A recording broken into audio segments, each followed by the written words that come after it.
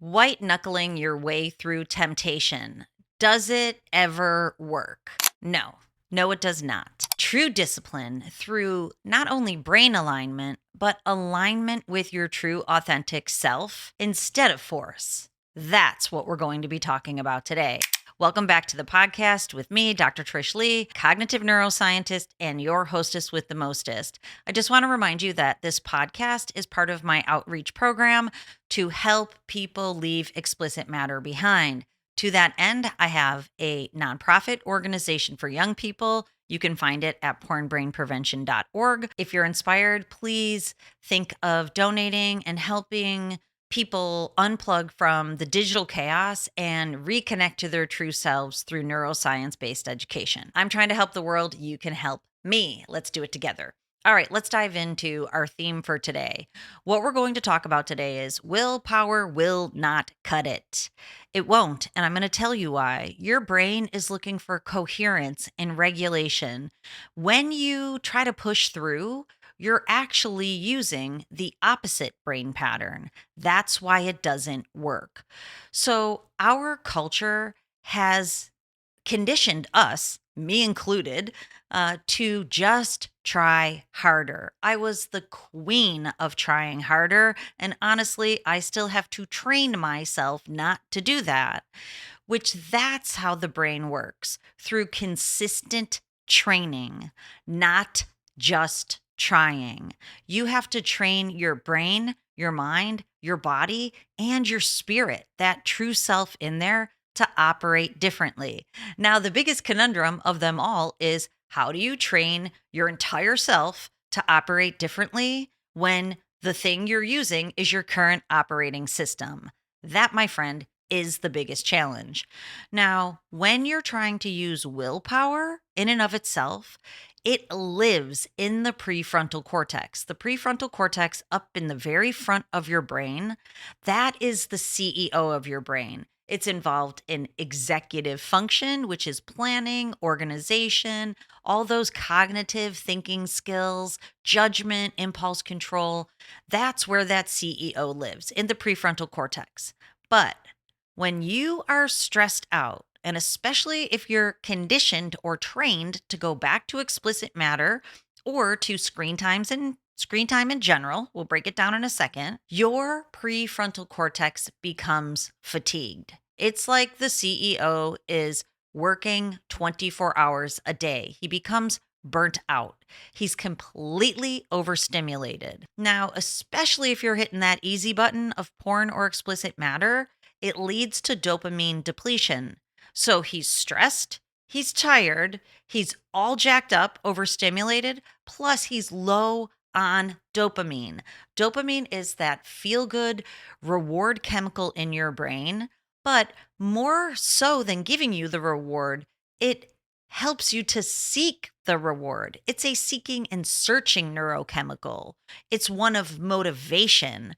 So if it's trained to be motivated to go back to the screen to feel good, that's part of the problem. But after consistent use, it becomes depleted. Now you need more and more dopamine just to feel the same. This is tolerance building and escalation. This is why willpower doesn't work. Essentially, the habit loop of explicit matter has taken out that CEO of the prefrontal cortex. He is offline. So this is how scrolling, gaming, shopping, binging, and especially porn or explicit matter create the abnormally high, those excessively high dopamine spikes that then lead to deactivation of the prefrontal cortex, which is where discipline lives.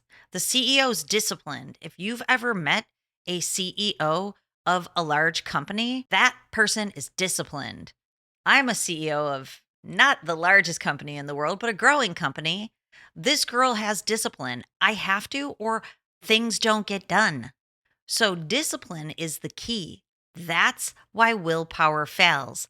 The brain is offline at the moment. And we're going to talk about how we can get it back. Now, let's move into what I'm calling sacred science. This is really important to me because, for a long time, I've shown up here and talked about the neuroscience, which is obviously my jam and something that I think is very, very important.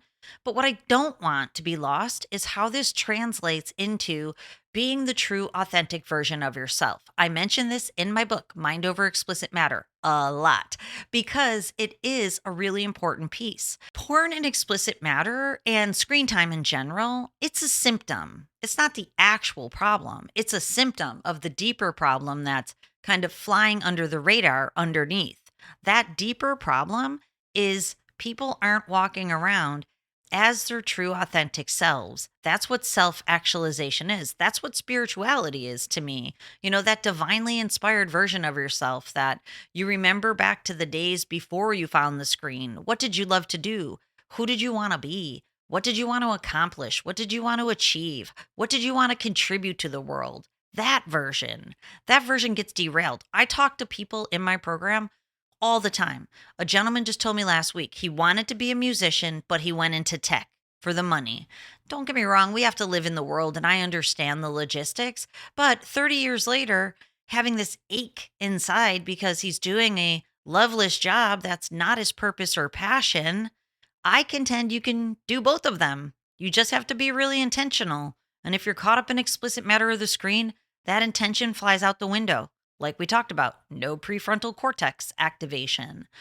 So you end up operating from a lower version of yourself, not the higher version. That lower version, I liken him to the gorilla, the limbic system, who just takes over, just looking for more and more pleasure. It's the pleasure driven self. And it's not even pleasure for pleasure, it's pleasure to offset pain. That's the reality, the pain of not being who you were meant to be. So that's what we need to talk about. But when this happens, it's hijacking the seat of awareness. You can't really be aware of what you want to do and who you want to be if your brain is caught in the loop of explicit matter or screen time. True discipline arises when your higher self reclaims that seat as the CEO. I did a podcast with a gentleman who focuses on attachment theory, I don't know, 2 months ago, probably. And that gentleman was saying that when he works with partners, couples, men who are addicted to pornography, women who are struggling with betrayal trauma, which I also have a program, it's called Sanity After Betrayal. I work with couples too. But the idea is he was saying that the man should be the CEO and the woman should be the COO. This was his contention in his program. And of course, I spoke up lovingly, if you know me, and I said, what if the CEO stopped doing his CEO position? This is the position many women are in. If the CEO of the family has become addicted to pornography and now he's being pulled back by that dysregulated brain, not even by choice, by the dysregulation flying under the radar in his brain, and he's pulled back into the screen, the wife has to become the CEO. The CEO stopped doing his job. That lower self has taken over, impulsive, pleasure driven, avoiding pain, escaping. So then the partner who may even want to be the COO or be co CEOs at least, we're co CEOs in this family. I'll tell you, the Lee family, we've got a little bit different hierarchy, but it works. But the idea is that, you know, everybody has to be doing the agreed upon roles. And if somebody gives that role up, like being the CEO, then there's havoc in the family system. That's when attachment breaks down. So here's my question for you. Are you being the CEO of your life? We'll just say it that way. Do you feel like your brain is a higher self, strong CEO for you? If not, let's keep going, okay? So, this is what I call sacred science because it's reordering your thought system with the intention of what you want to create in your life, but then taking aligned action. This is where integrity and congruency and coherence come from.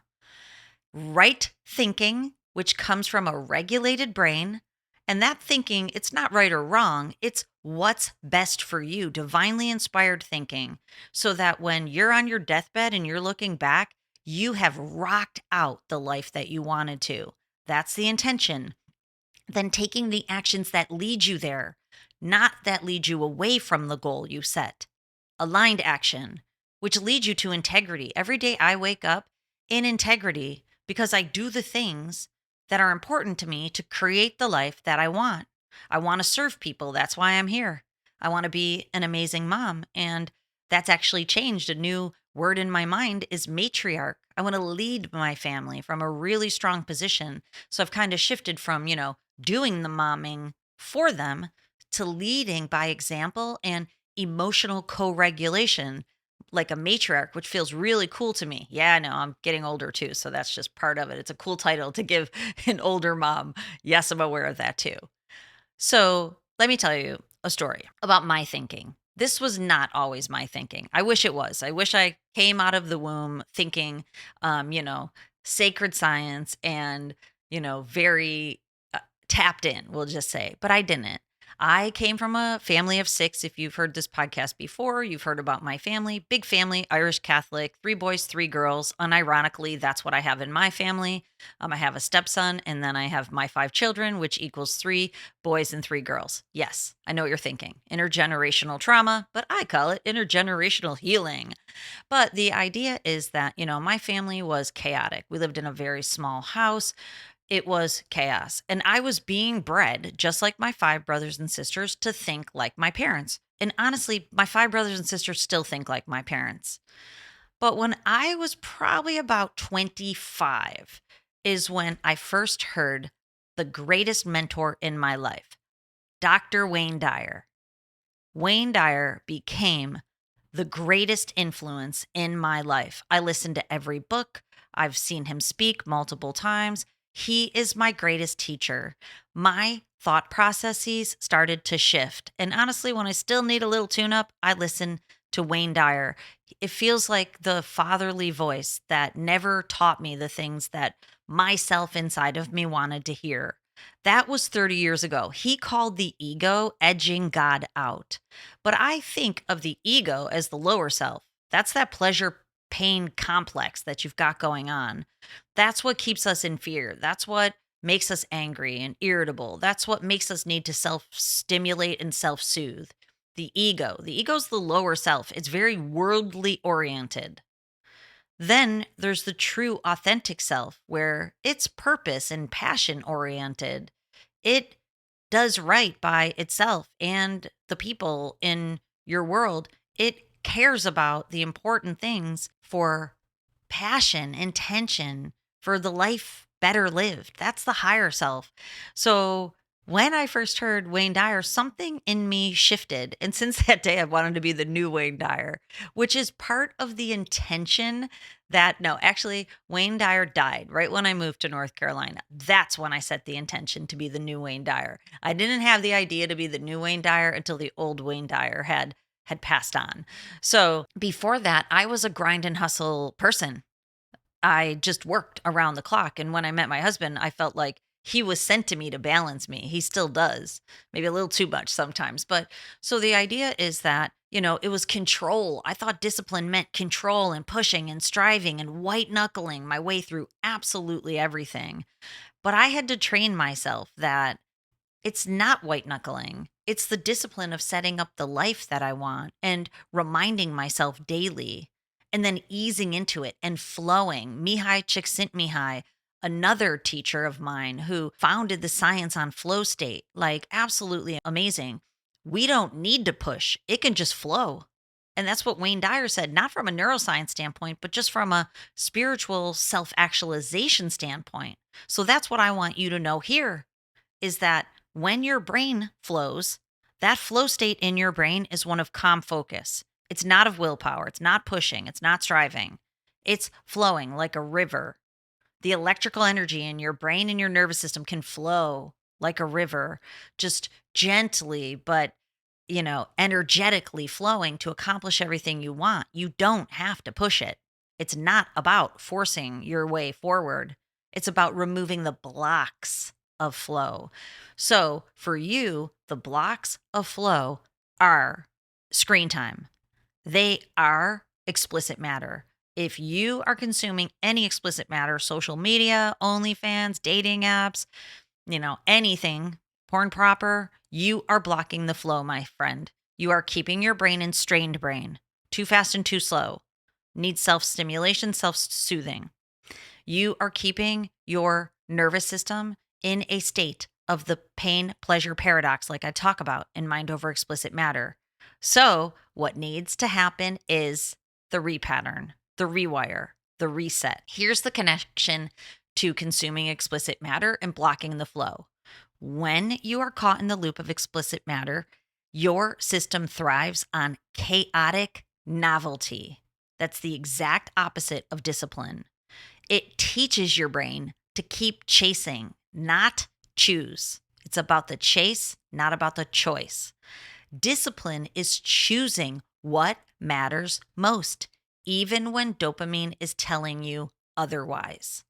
But you have to have enough brain control to make that choice. Prefrontal cortex come back online. Chill out the limbic system. From a sacred science lens, every time you resist the counterfeit fire of the screen and you return back to intention, you are strengthening the neural pathways in your brain and the pleasure pathways in your life. It's neuroscience, which is the rhythm of discipline, not only in your brain, but in your life. And the repetition of it builds the circuits in your brain and in your schedule of control. Embodiment. The nervous system must feel safe to sustain discipline. And then there's your divinely inspired self, that higher self that leads your body and your mind, not vice versa. That's what we're talking about here. So let me give you a couple of brain hacks for the day and we'll wrap it up. Brain hack number 1, map your triggers. Write it down when you feel the strongest pull toward explicit matter or even screen-based distraction. Notice what emotion precedes it. Is it boredom? Is it loneliness? Is it anxiety?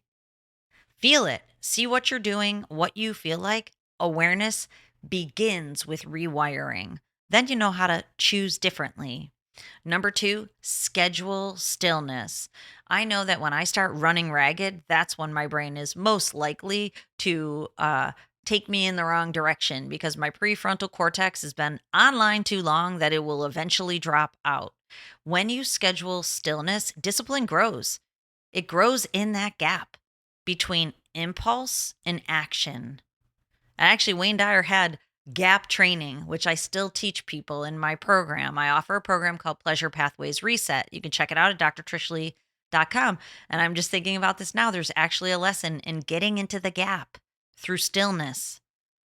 Every day, practice a daily dopamine fast, short screen-free intervals where your brain can recalibrate. We're in front of screens all the time. You got to give your brain a break. Number 3 is replace with rituals. Instead of forcing yourself not to do something, channel that energy into a new sacred ritual. So instead of abstaining, replace it with something that's dopamine producing in your real life. This is how we really get those pleasure pathways reset. Breath work, journaling, prayer, movement, creativity. Get the flow going. So replace this idea of don't, or I'm not doing this thing and I'm staying away from this thing, to do. I am doing this new thing. I am creating with intention. I'm becoming the person that I want to. I'm aligning. I'm getting integrity because I have new thoughts that align with what I want intentionally, and I'm taking aligned action. Your brain will follow this pattern. That's what flow is. All right. When your brain is in balance, you don't need to force yourself to be disciplined. You simply are disciplined. Discipline is the natural expression of a regulated brain and a connected soul. It really is. So I want you to remember until next time, control your brain or it will control you. I'll see you then. Be sure to subscribe to this podcast because next week we're going to talk about the dopamine illusion and how you think pleasure equals happiness, but it doesn't. I'll see you then.